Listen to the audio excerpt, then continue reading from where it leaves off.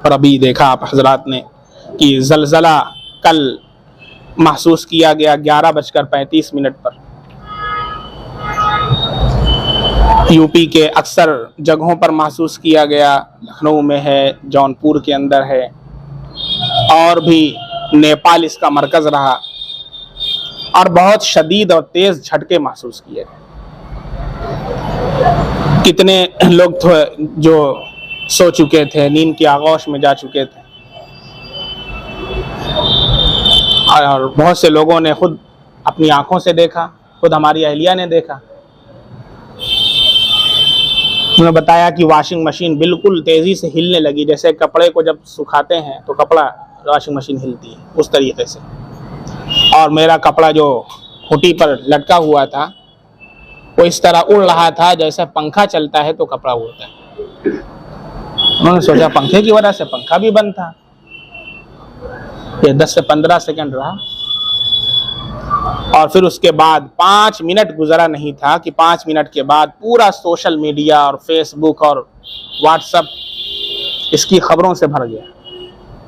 और जिसने जलजले की खबर सुनी वो फौरन उसने लिया और फेसबुक के ऊपर डाला और फिर व्हाट्सएप के स्टेटस पर डाला। यानी सबसे बड़ा फर्ज उस वक्त का क्या रह गया था?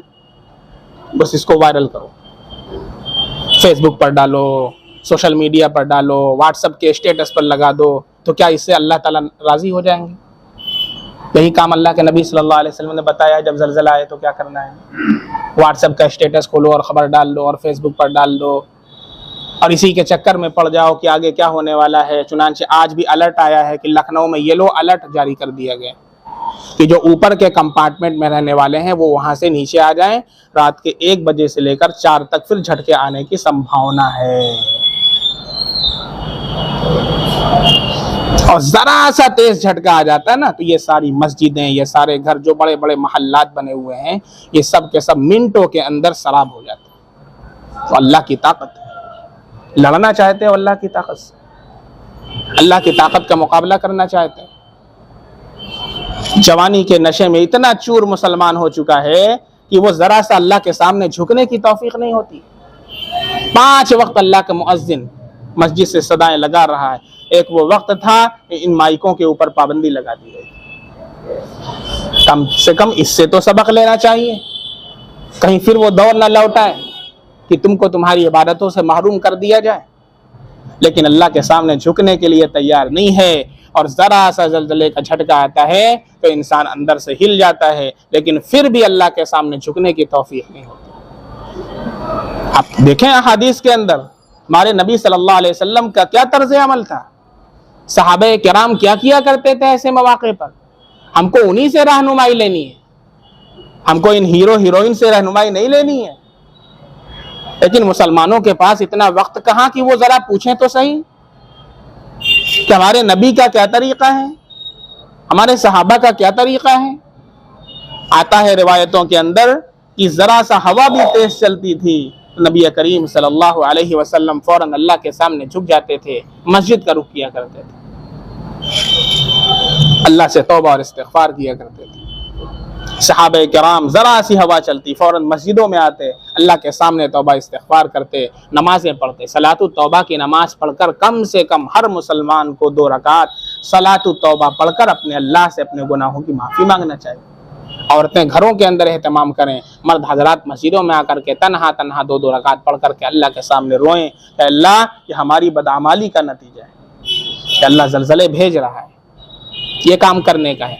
और इस मौके पर एक दुआ भी सुनन नसई के अंदर मनक़ूल है अल्लाह के नबी सल्लल्लाहु अलैहि वसल्लम से जलजले के वक्त के लिए कि जब जलजला आए तो क्या पढ़ना है, अल्लाहुम्मा इन्नी अऊज़ु बिअज़मतिका अन उग़ताल मिन तहती।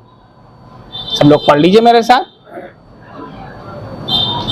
एक मरतबा पढ़ लीजिए, अल्लाहुम्मा इन्नी अऊज़ु बिअज़मतिका अन उग़ताल मिन तहती।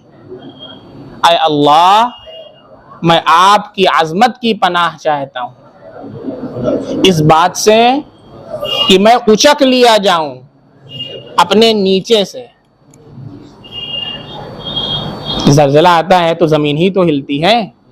अल्लाह के नबी कम से कम इतना तो करें कि हम अल्लाह के नबी सल्लल्लाहु अलैहि वसल्लम ने जो दुआ बताई है वो पढ़ लें। नमाज नहीं पढ़ लें तो दुआ तो पढ़ लें, ये काम करने का है। लेकिन अफसोस के साथ कहना पड़ता है कि जो काम हमारे नबी सल्लल्लाहु अलैहि वसल्लम ने बताया वो काम पूरी उम्मत करने के लिए तैयार नहीं है, और अपनी कामयाबी की राह देख रही है किसमें? किसी और चीज में। खुदा की कसम तुम्हारी कामयाबी उसी रास्ते में है जो हमारे नबी सल्लल्लाहु अलैहि वसल्लम ने हमें बताया है, और सहाबा किराम ने उस पर चल करके कैसर और किसरा के गुरूर को खाक में मिला दिया। आज तुम कामयाबी किसी और जगह तलाश करते हो? क्या तुम्हें यकीन नहीं है नबी की तालीमात के ऊपर? तो फिर से कलमा पढ़ो, मुसलमान नहीं हो फिर। सहाबे किराम के जो वाक़यात हैं क्या तुम्हारे लिए काफी नहीं है कि सहाबे किराम रज़ियल्लाहु अन्हुम अजमाइन ने किस तरीके से अल्लाह के नबी सल्लल्लाहु अलैहि वसल्लम की सुन्नतों को जिंदा किया और बढ़ते चले गए, इस्लाम का परचम लहराते चले गए। अल्लाह रब्बुल इज़्ज़त हमें इन बातों पर अमल करने की तौफीक अता फरमाए। इसलिए मेरी दरख्वास्त है तमाम मुसलमानों से इस वक्त कि बजाय इसके कि सोशल मीडिया पर बहुत ज़्यादा एक्टिव हों, हम अल्लाह के हुजूर तौबा इस्तिग़फ़ार का एहतमाम करें, नमाज़ों का एहतमाम करें और कसरत से ये दुआ पढ़ें। अगरचे हमारी जगह आया हो ज़लज़ला या ना आया हो, अगर ख़बर भी हमने सुन लिया है तो हम इसका एहतमाम करें।